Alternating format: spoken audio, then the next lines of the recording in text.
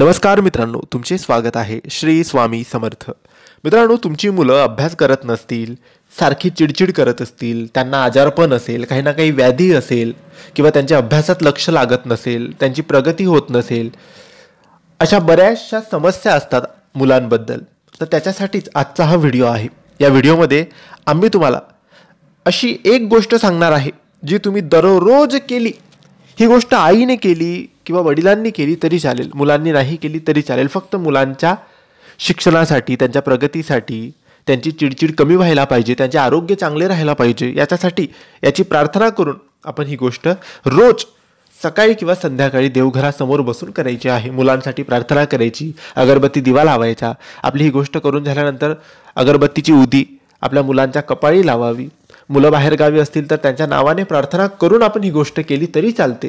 फक्त आईने मुलांसाठी, पुरुषांनी मुलांसाठी करायचे. आई वडिलांनी केलं काही फरक पडत नाही. कोणत्याही एका सदस्याने मुलांसाठी करायचं आहे.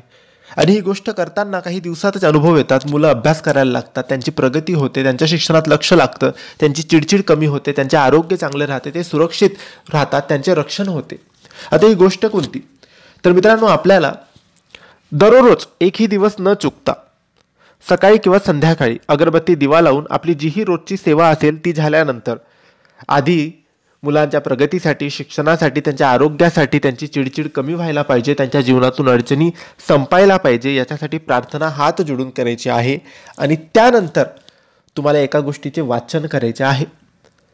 ही गोष्ट म्हणजेच व्यंकटेश स्तोत्र. हो मित्रांनो, तुम्हाला फक्त दररोज एक वेळेस व्यंकटेश स्तोत्र वाचायचं आहे.